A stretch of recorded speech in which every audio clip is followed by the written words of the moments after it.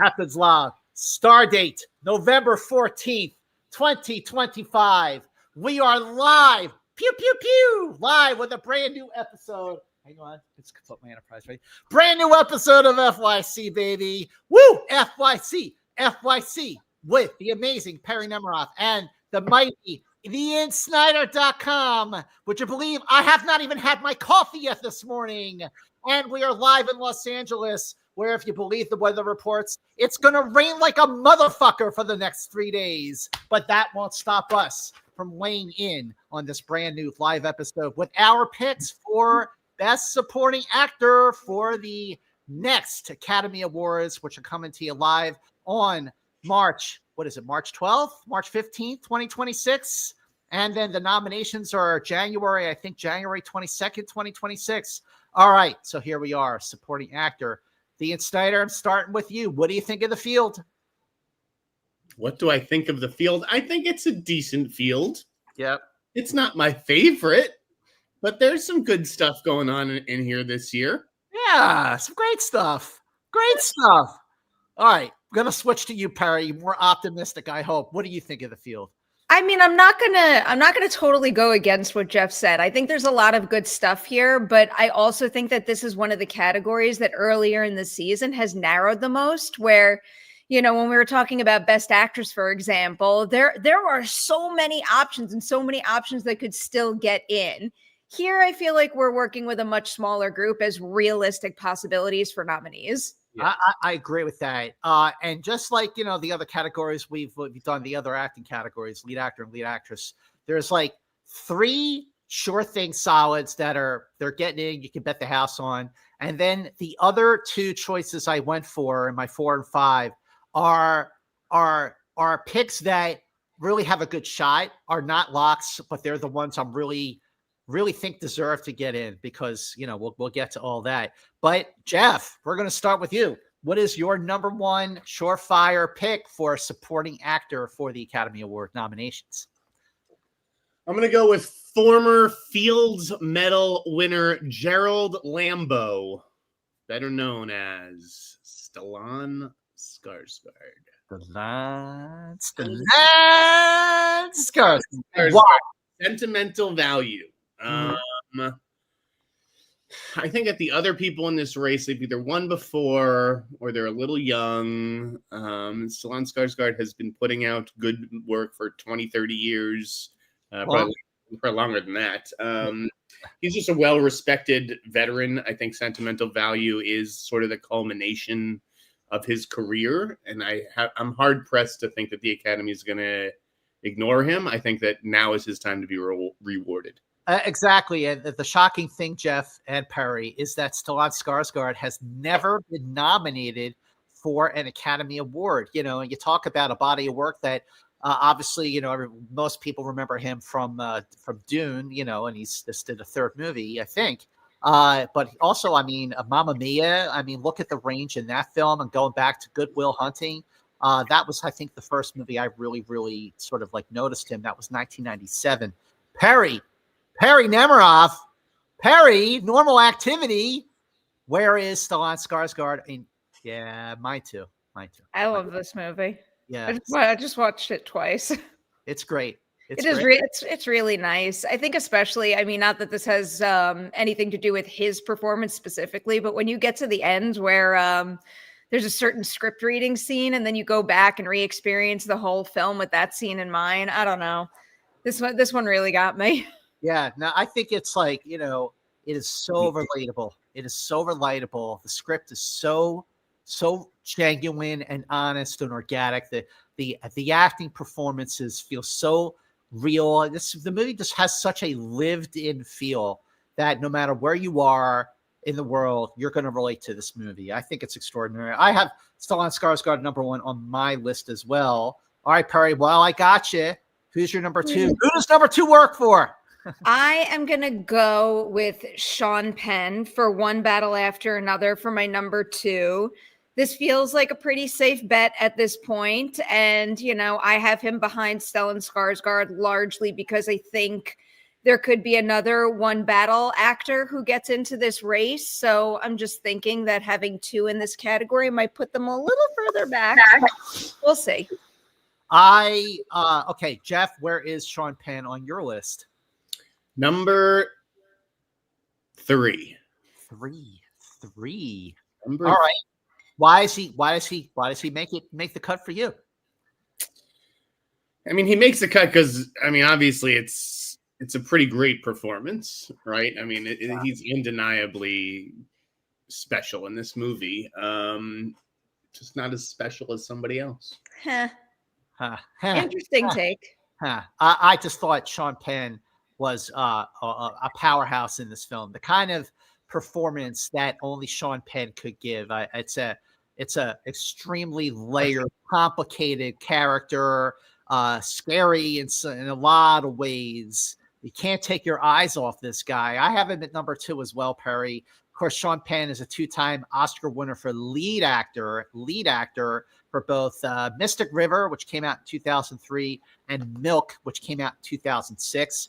He has 3 additional Oscar nominations for Dead Man Walking, Sweet and Lowdown, and the movie I Am Sam, which I hate that film, but he was nominated for it. All right, so Jeff the Insnider, theinsnider.com. Who does number 2 work for? Ask me what I'm drinking, Scott. You think I'm drinking some serious gourmet shit in here? No. Love it. I've got a few small beers. Yeah. And I've got Benicio Del Toro at number 2. Benicio Del Toro. Above Sean Penn. I know, it's crazy. But I think that what Benicio does in this movie is just exemplary supporting work. Everybody loves his character. He's super quotable. As good as Sean Penn was, he's just, I don't know, it's tough to root. He's an unlikable guy, Lockjaw. He's the villain of the piece. And I think that Benicio is definitely going to get nominated. And I think that, honestly, he has a better chance to win than Sean Penn. Oh, okay. I kind of agree with that. Perri, where is Benicio on your list? I don't agree with that yet, but I will leave the door open for me to change my tune on that, admittedly. But right now he's my number 4, but I also think my 1, 2, 3, and 4 are in pretty good position at this point to get the nominations. I think my only toss-up this category is going to be my 5 spot. So I agree with both things you are saying about Benicio Del Toro. I think Benicio is fantastic in One Battle After Another. His scenes with Leo DiCaprio are fantastic. Of course, Benicio Del Toro is an Academy Award winner going back 25 years ago, supporting actor for Traffic. Remember that movie? Well, okay, so here's where I'm kind of taking some chances here. So let me show you. I'm just going to show you where I have Benicio on my list compared to where you have him on yours. Are you ready, guys? Are you ready? Look at that. Look at that. I don't see it. Look at that. You see it? You see it, Jeff? Yep. What does it say? What does it say? Honorable mentions. Yes, right. It says honorable mentions, kiddies. Honorable mentions. Now hang a second. So, of course, I say this all the time, but, this is a category we're going to revisit, but also, this conversation isn't over. So you too, you could easily change my mind before this conversation is over. Listen, it's fair if you don't want to put him on, but can we have the conversation of do you think that Stellan Skarsgård and the fact that he hasn't won or been nominated, does that tip the scales because Penn and Del Toro have already won? I think the fact that Sean Penn and Benicio have already won. I think the really thing that tips the scales for Stellan Skarsgård is that he's never even been nominated. And this is the performance of his career, and it's just a great, great, great role. I think that's what tips the scales for Stellan. But, it could be because you have 2 other Oscar winners, if not more, in this conversation. Perri, what do you think of that? I see your point. I also don't think it matters because 2 of us have him on our list. So I think he's getting on our end list anyway. But also I think what you 2 are discussing might weigh more heavily on my mind when we're starting to talk about potential winners. All right. All right. Okay. So P. Nemiroff. All right. Yes. Perri, who's next on your list? So we're missing my number 3. Yep. My number 3 is Paul Mescal for Hamnet. Right. Jeff, I know how you feel about Hamnet. I think this movie is friggin' brilliant. I finally did a rewatch of this film, and it is immensely more powerful than I thought it was the first time around. I also thought, I still think Jessie Buckley runs away with the movie, and it's like her in the spotlight. But I think the second time around, it hit me a little more the profound effect that Paul Mescal's work has on the movie overall and how many show-stopping scenes he does have in it. So I think this one is another one that I'm kind of considering a lock at this point. I agree with you. I have it at number 3 as well. I think last week, Perri, our number 1, 2, and 3 were like equal. Paul Mescal is a lead actor Oscar nominee for 2002's After Sun. And, I have a horse in this race in a sense because Paul Mescal is playing Paul McCartney in all 4 movies on the Beatles being directed by Sam Mendes. So I'm very excited about that. And when I was at Telluride, Telluride, everybody's like so approachable. I went up to Paul Mescal. I was wearing a Beatles t-shirt. So he sees me coming and he shakes, sticks out his hand to say hello. He sees my shirt and he goes, "Oh, okay. You're one of those guys." And I'm like, "Yes, I am." All right. Jeffrey Scott Snyder. Where is Paul Mescal on your list? Honorable mentions. Oh, shake it up, baby! Now it doesn't even have anything to do with my thoughts on Hamnet personally. I just, he was fine in this. We can't just be handing Paul Mescal a nomination now for every movie, like he's Hollywood royalty. I think that they're gonna favor more interesting, quirky supporting work. Because Paul Mescal is going to have a ton of nominations coming to him the rest of his career. I just don't see that this rises to the level of one. Jeff, I know how you feel about the film. I don't think you're wrong, even though I kind of disagree and agree in some ways too.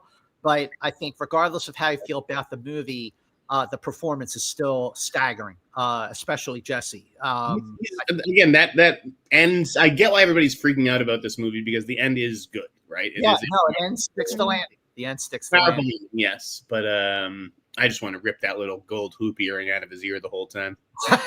Oh, Jeff, you're unbelievable.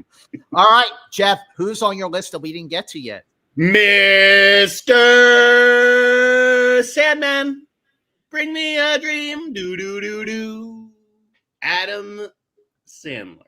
Adam Sandler. I've got Adam Sandler at number 4 for Jay Kelly.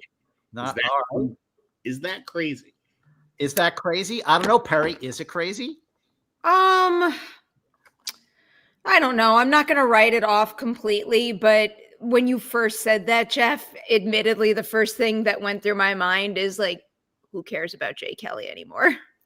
Oh, hey, this is why we do the show, for that kind of insight. And I'm with you. I did not care for Jay Kelly at all. But I thought Sandler was definitely the best part of it, like much better than Clooney. All right, Perri, did you not care for Jay Kelly?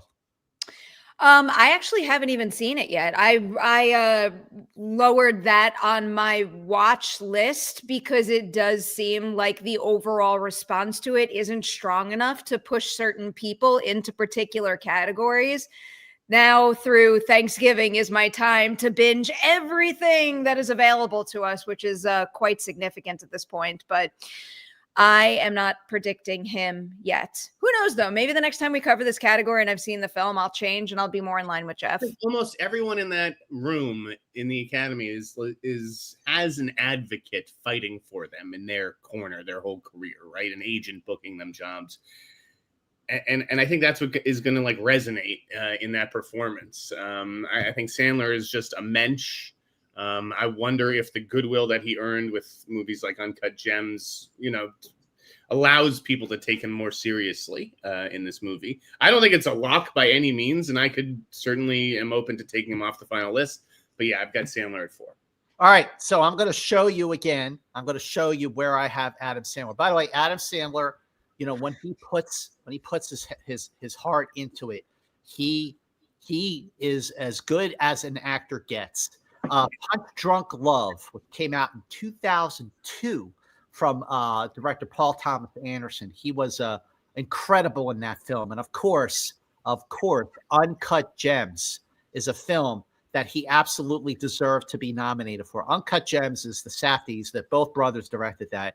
Amazing film, high wire act from Adam Sandler. Never been nominated for an Oscar. I thought he was great in Jay Kelly, but for the purpose of this conversation, this is where I have him.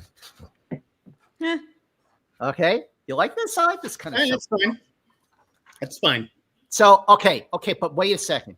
I'm going to weigh in now because I've said Stellan Skarsgård, number 1, Sean Penn, number 2, Paul Mescal, number 3, my number 4, staying on the topic of Jay Kelly, an actor who not only hang on, Jeff, hang on, an actor who not only steals the thunder from Adam Sandler, but possibly even George Clooney, is Billy Crudup. Billy Crudup. Perri, wait till you see this movie. Wait till you see Billy Crudup. It's only like an 8 or 9 minute scene, but it was a showstopper. And I turned to the person at the screening I was at, who I, not someone I knew, after the scene, and I just went, "Oh my God, that was amazing." Billy Crudup steals this movie. His performance, as short as it is the kind of performance, the kind of short performance that gets nominated for Academy Awards. Billy Crudup has never been nominated for an Oscar, though he has won 2 Emmys, both of them for lead actor in a drama series supporting actor in a drama series for The Morning Show. But Perri, if there is any real true reason for you to kind of move Jay Kelly up on your list of watches, it is for Billy Crudup's performance. I don't want to spoil anything, but your jaw will drop. It's great. And I'm guessing neither one of you have him. Perri, listen to a word out of this man's mouth. I'm still gonna watch it, but no, I don't think he has. There is a 0% chance that Billy Crudup gets nominated over Adam Sandler when Adam Sandler's the co-lead of this movie and Billy Crudup's in it for 8 minutes and is weird. Well, I feel like there is a bet on the line here. Dude, sign me that bet, Jeff. Sign me up and you can put any dollar amount on it. $20. Done. $20. Okay, so the bet is higher, Jeff. Come on, I really should, but no, we're gonna, for the purpose of the show, we'll keep it gentlemanly. It's that Sandler's going to get nominated over Billy Crudup, or Billy Crudup gets nominated over Sandler. If they both get nominated or they both miss, it's a push.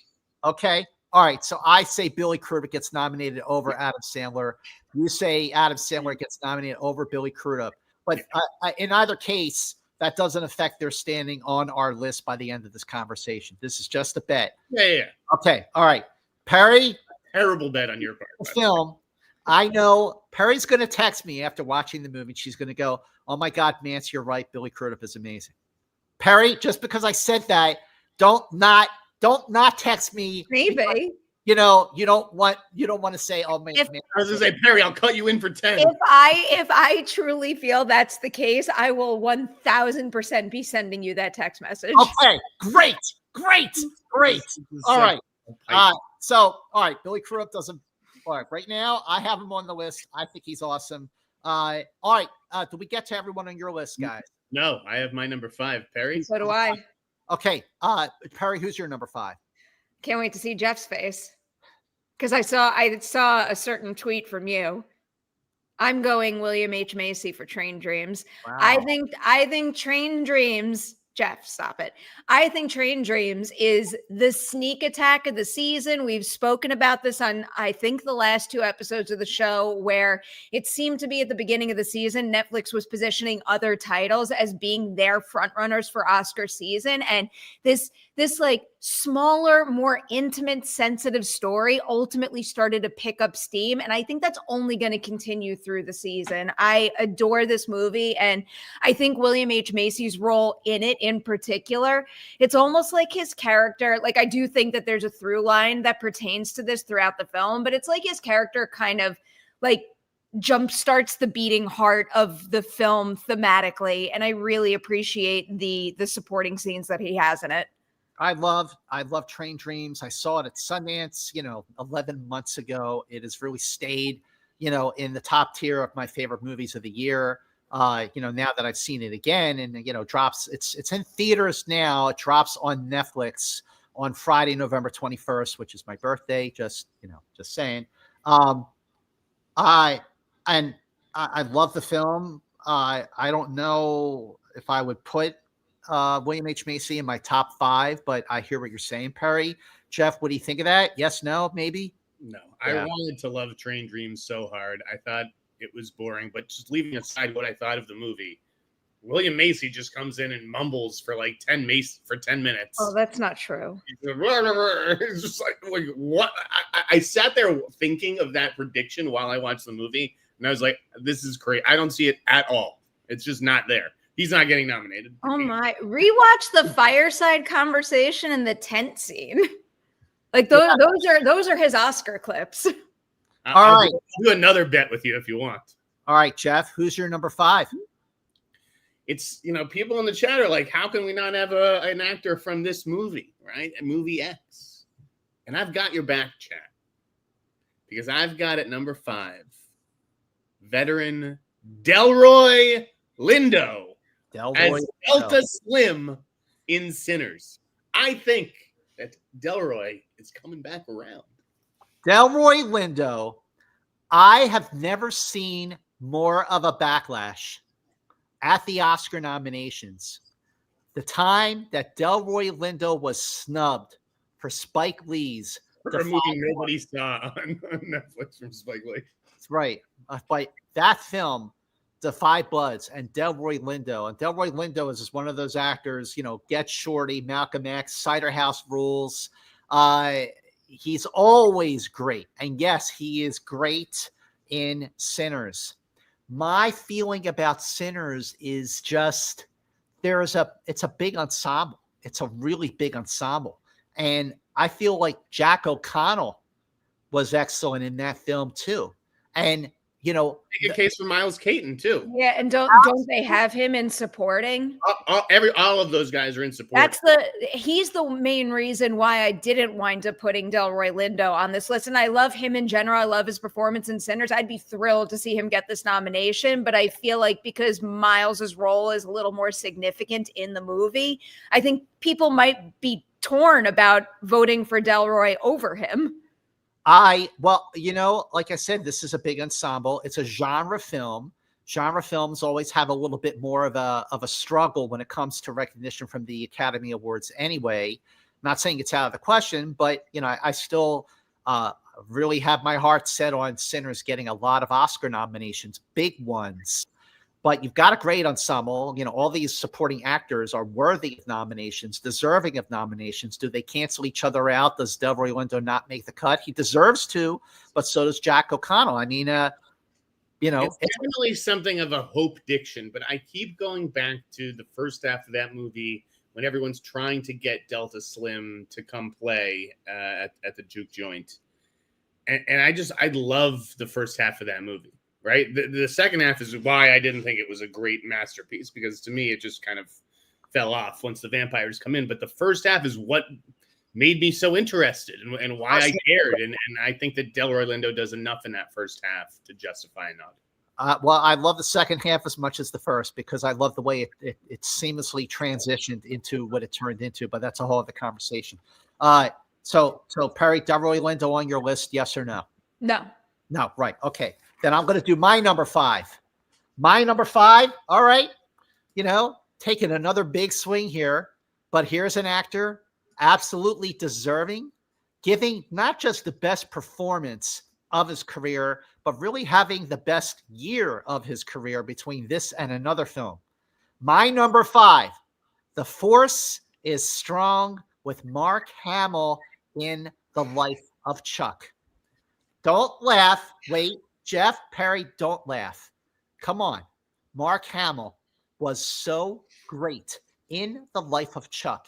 He, you're talking to someone who has seen his movies on the big screen since, 77.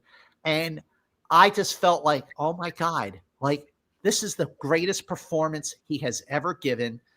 I'm just saying, I'm thinking with my heart here. I know Jimmy Lilyjohn, Life of Chuck is dead. I don't think so. Everyone I know who's seen it, especially P. Nemiroff, loves the movie. Mark Hamill, do not rule him out. I get that he's probably not going to make the top 5 for purposes of this conversation. He deserves to be nominated. I feel like he is beloved in this business. If enough Academy voters have seen The Life of Chuck, which is very possible, since it's been playing since Toronto in 2024, more than a year ago, where it won the top prize, the People's Choice. All right, now you can talk. Go ahead, Jeff. No, this is okay. A wild swing, but I respect you for going for it. Wild swings, or come on, Jeff, you were the king of the wild swings. That is true. I take swings sometimes that go so hard it turns you around. The momentum. Yeah, they do. I've got a couple other guys we could talk about, but Perry, did you want to say anything about Mark Hamill? Yeah, I mean, The Life of Chuck will likely be one of my favorite movies of the year. If I were a voting member of the Academy, I would very much get behind that pick and be voting for Mark Hamill. I think the performance is phenomenal, but I think the response to Life of Chuck when it got its theatrical release in the summer, which I think was a major missed opportunity for Neon, and the fact that I also do think that Neon has made it abundantly clear that Life of Chuck is nowhere near a priority for them this season. I think he deserves to be there, but that's a campaign that needed a push, and he's not getting it, unfortunately. Listen, Perry, I agree with you. I feel like Neon should have struck while the iron was hot when the movie won the top prize at TIFF in 2024, but they were all in for Enora. Yep. I get it. And obviously it worked. Enora won, as I said it would. Why not just save The Life of Chuck for a more fitting award season debut, though? Like, the summer release still baffles me. Yeah, it should have come out in the fall. No I'm question. But I too, like, I know that they had Enora that year, but like, I don't understand buying a movie at a festival like that and not putting it out right away and taking advantage of that momentum. Right. I mean, you're right. I still don't really understand that. But even if they had held it for this award season and given it the fall release, like, what a cool narrative for Neon to be like, there was this undistributed movie that swooped in and won the People's Choice Awards. And then we recognized how special that was. And we picked it up. And now we're going to mount a big campaign for it. And then, like, poof, gone. It was like that story never mattered. All right, Jeff, who else we got in your list? We should have the Elordi conversation. All right, let's have the Elordi conversation. I watched Frankenstein the other night, and he was quite good. Okay. Perry? Is it enough to get in? Possibly. I love Guillermo del Toro. I love his movies. I love the fact that you could feel him pouring his heart and his soul into every single movie he makes. That doesn't necessarily mean that every movie he makes works for me. This one fell in the pile where it didn't really work for me. I think Jacob Elordi is great in that role, but there's a couple of narrative choices with that character where I think it left gaps that really needed to be filled for me. So it did not feel like a complete arc. And in my mind, that would hurt his chances. Like, I can only watch so many time-lapse videos of him doing his makeup for 6 hours to, really buy into the fact that he should be nominated for an Academy Award for that performance. So I saw Frankenstein in Telluride, and it was a Sunday night screening at 9:30 after 3 days of watching movies for a day. And it was not the right time for me to watch a movie like that. I was really, really tired. But I've watched it again since. It's on Netflix, right there. right there on Netflix, and I watched it in the right frame of mind, and I liked it a lot more. I do think it's a really, really good film. I liked it more the second time. Sometimes I like movies more the second time I see them anyway, but Frankenstein, it's a worthy film. I think Del Toro made the movie he wanted to make in the way that only he could make it. He's got Oscars for producing and directing The Shape of Water, and of course Pinocchio for animated feature a couple years ago is an absolute masterpiece. I think Jacob Elordi is worthy of this conversation. So right now, if we have Stellan Skarsgård, Sean Penn are the movies with the three of us agree on. Benicio. Can I add one more person to this list? Do it. Yeah, there's more. There's someone that I feel really strongly about. Admittedly, I think he's further down in the honorable mention section at this point, but I'd really like to see them put more resources behind a campaign for him. It's Jacoby Jupe for Hamnet. Like, what an exceptional young actor. His material in that movie, every time he was on screen, whether it was like lighter material with him being a loving sibling or the more tragic things that character goes through, like my jaw was on the floor. That kid is just bursting at the seams with natural talent. All right. Best performance in the movie. I want to throw in another performance, regardless of how it did at the box office. Ben Foster in Christie. He's really, really good as Christy Martin's husband. And, that film, I think, has been unfairly sort of attacked a little. There are a lot of movies this award season that are not doing well at the box office. Christy isn't the only one. And that film, people go, oh, well, it's a boxing movie, underdog story. Well, yeah, it is for the first 2/3, and then it turns into this survival of a domestic abuse story that I had no idea about.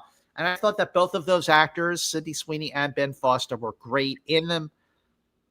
I thought Ben Foster gave a incredible performance, and he should be part of this conversation. I thought he was great. I think he'll have a tough time. I think if anybody gets in, it's going to be Sydney. I'd struggle to see him nominated over her. The person I wanted to throw out there, and Scott, I need your feedback on this one. Mr. Wonderful. Mr. Wonderful. I don't think that's happening. That's not happening. Mr. Wonderful. Marty Supreme, bro. Oh, wait. Who from Marty Supreme? Mr. Wonderful. Kevin O'Leary. Oh, okay. Gwyneth Paltrow's husband. Yes. Well. He's great, Mr. Wonderful. He's great in the movie. No, that's good. That's a good one. Yeah. Mr. Wonderful is so good in Marty Supreme. Yeah, he is. All right. One other performance, just want to throw it out. I guess it all depends on if Ethan Hawke gets nominated for Blue Moon. Andrew Scott as Oscar Hammerstein in Blue Moon. He just has a few scenes, but the movie is very, very good.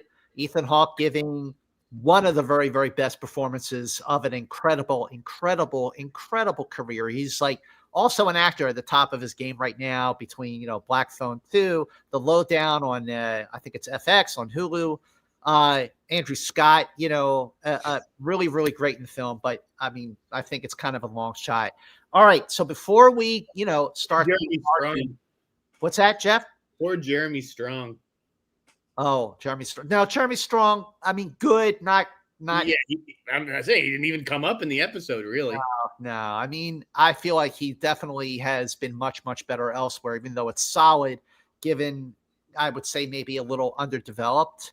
All right, before we throw to and start arguing some of these other choices, let's take the super chats. Got a handful. The first two, it looks like, are from Dave. Hey, gang, question. You have to pick one of these horror performances to be nominated. Jacob Elordi for Frankenstein or Amy Madigan for Weapons. Which would you nominate? Anyway, Academy nominates both. I think Amy Madigan gets in. Jacob Elordi, maybe. Amy Madigan is a better performance. She's getting it. She's getting in. Perri, what do you think? Oh yeah, I would 100% choose her over Jacob Elordi in terms of chances to get in.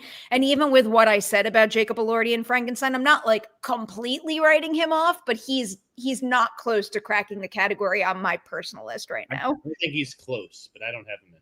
All right, just want to say a correction. Thanks, David. Andrew Scott plays Oscar. Richard Rogers, not Hammerstein. Yes. Thank you, David. All right, one more from Dave. For Scott, my Star Trek brother, canceling the Kelvin timeline, is it the right thing to do? Also, which direction should they go in for future movies? Perhaps post-Picard season 3 or Romulan War predating TOS? All right, Dave. Yes, Star Trek brother. Carry that flame. Carry that flame, my friend. All right, so here's how I feel about the Kelvin timeline. That timeline has been inactive since 2016, 9 years ago. It's been too long. Like all these actors, especially Zoe Saldana. I mean, she's an Oscar winner now. Chris Pine is directing movies. Carl Urban's doing Boys. I just think that I love those films. I love all three of those movies. I will always have those movies. But too much time has passed. It's time to move on. As for where I think they should go with Star Trek in general, season 3 of Picard effortlessly set up a brand new Star Trek show that we're all calling Star Trek Legacy. That should be, where Terry Matalas, who did seasons 2 and 3 of Picard, should be the showrunner. That show's already been set up. Let's go, Captain 7 of 9 of the Enterprise G. As for a feature film, I think, you know what? Let's reset, hit the reset button, do an all new series of films with young actors playing Kirk, Spock, and McCoy. That's what I think they should do. Dave, live long and prosper, brother. All right. Next up from Christopher. Do you think Ariana Grande is now the front runner for Best Supporting Actress? You answer that, Perri. I've seen it now.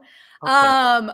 I truly think she is phenomenal in the film. The way that I described it in my reaction, because technically we're not allowed to review yet, so I'm just going to repeat that.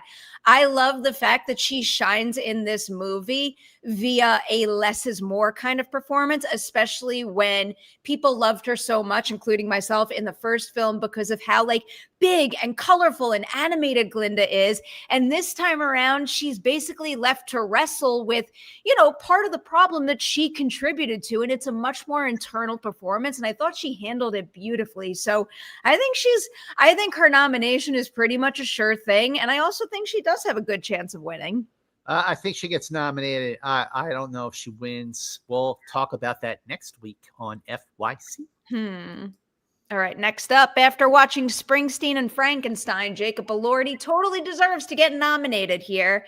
Jeremy Strong was really good, but not amazing, in my opinion. We agree. We agree. Yep. We just said all this, but yes. We're with you on that. All right, here we go with another one. I think it's going to be a really close race between Skarsgård and Penn. Big fan of the show. Right. Does it go with someone who's never even been nominated? Does it go with someone who's won twice? Does it go with someone who's been delightful doing all these like FYC things and interviews and so on, and has always been really delightful in interviews? Or does it go with someone who is not really, not someone who's warm and fuzzy type? What's so funny, Jeff? Just the way you set that up. It's like someone who's really great at interviews and press friendly, or Sean Penn. That does kind of matter a little bit. All right, next up, if David Johnson, The Long Walk, Delroy Lindo, and Miles Caton aren't nominated, then what are we even doing here? Don't need to be an acting teacher to realize those were great performances. That would be my impossible but long shot pick. I think David Johnson in The Long Walk is just like next level, one of my favorite performances of the year. I also love that movie. That's another movie that could be in my top 10 of the year. Yes. Well, Delroy Lindo and Miles Caton, we already talked about. David Johnson, good pick there, Daniel. So good. All right. Now we have Ben Foster has been overlooked for a long time. Should have been nominated for Hell or High Water. Does he sniff a nomination for Christie? Ben Foster is excellent in Hell or High Water. I love that movie. Came out in 2016, written by Taylor Sheridan. Does he sniff a nomination for Christie? He deserves to, but as we already talked about, I think it's kind of a long shot, but who knows? He's pretty excellent in everything. I also was fascinated by the fact that, like, I've seen so much of his work. I've interviewed him a whole bunch of times. And admittedly, when I first pushed play on Christie, took me like a little bit to realize that was him in the role. Exactly. When I saw it at TIFF, I was like, wait, is that Ben Foster? Yeah, I agree with you. If you like Ben Foster, check out this indie movie, Sharp Corner of his. Sharp Corners, he's great in it too. All right. I hope Jacoby Jupe gets recognition somewhere this award season. Should the Academy add a Best Young Actor or Best Breakthrough Performance award? No, I agree. No. I'm happy the CCA has it, though, so hopefully we'll see him recognized there. I think the next thing the Academy should add is stunt. Did they already do that? And it's not this year, but it's next year. Okay, yes, stunts. Well, you know what I mean by that. Yeah, right. Do you think that the underwhelming performance of some Oscar frontrunner films and overall box office will affect the viewership of the Oscars?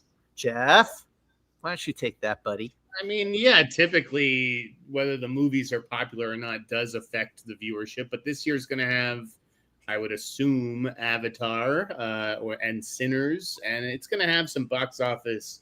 And Wicked. Huh? And Wicked. So I think I'm sure the ratings will be just fine. I'm not too concerned about those. I think the ratings are kind of going to be, pretty level with the last couple of years. I mean, if you're going to go back to the days when, like, Titanic, was won 11 Oscars. I mean, that was the biggest movie of all time, and yeah, everyone was watching the Oscars. But that was 1997, and it's 2025, and. But the ratings have kind of come back a little bit. I think it's going to be pretty level with last year. I mean, this show's on ABC, right? Yes. And what's Disney doing this year? They're reintroducing a little franchise called Star Wars, and they're bringing back a little franchise called Avengers. All you need to do is do something with Star Wars or Avengers on the show, and you'll get your ratings. All right. Thanks. All right, 3 more. Unrelated. The misogynistic takes on Hamnet is an Oscar villain are wild. The Vulture piece from Joe Reed was genuinely upsetting. I didn't read that piece. I don't know what you're talking about. But I wouldn't even click on it. Misogynistic takes? Like, I didn't see it, but now I'm intrigued just to read just for information. I don't think it makes, and I don't know what Ian's talking about or what this piece is, but I don't think you're a misogynist if you don't like Hamnet. I think there might be more to that article than just not liking it and earning this kind of response from Ian. So I don't know. All right. That was the way, like, when people take an opinion, they infer like all this information out of it. And it's like, I would maybe read that article though, before making that kind of broad assessment of it. Sure. I think we have 2 more now. This one is any chance for Jonathan Bailey for Wicked for Good? I had him on my honorable mentions. You tell me, Perry. No. I think he's great. I think he's great in the movie, but I think this is a situation where Cynthia and Ariana suck up so much of the spotlight that I don't think in this particular case, people are going to be thinking about, really anybody else performance-wise but the 2 of them. You know what? All right, keep going with the super chats, Perry. What? Well, this one's for you. I love you, Scott, my Star Trek brother. Live long and prosper, but an easy $20 for Jeff. Lol. Well, Dave, love you back, my brother. Not an easy $20 for Jeff. We'll find out, I guess, January 22nd when the nominations are announced. Dave, I'm going to take you out for some pretzel bites with the $20 Scott pays me. All right, I want to throw on one more honorable mention here before we break it down. I know that you don't have this on your list, but this is a film that I saw at AFI and it rocked my world. Came out of nowhere. One of the best movies of 2025 is Dead Man's Wire. Dead Man's Wire. Jeff, did you see? I did see it. It was okay. I fucking love that movie. That movie was it rocked. It rocked. Perry, you got to see Dead Man's Wire. Yeah. You know what I did watch recently, finally? What? And I seem to fall on the opposite side of this divide. I thought House of Dynamite was kind of great. I liked it, but hang on. In Dead Man's Wire, Dacre Montgomery, who was the person that Bill Skarsgård, holds hostage, he's excellent in the film. I mean, if if more people do get to see Dead Man's Wire, could enter the conversation. I really do. Jeff, you're the only person I know who's seen the movie and didn't like, wasn't blown away by it. But Perri, I really liked House of Dynamite. All right. So let's go through here. Stellan Skarsgård, Sean Penn. Okay. And Benicio. Yes. What? And Benicio. And All right. Paul. And wait, hang on. Where's my pen? Paul got 2 out of 3 with you guys, right? Yep. All right. I lost my pen, but it's okay. Oh, here it is. All right. So Benicio. All right. Paul got 2 out of 3. So who's left? We got Delroy Lindo, Adam Sandler, Jacob Elordi, Billy Crudup, Mark Hamill.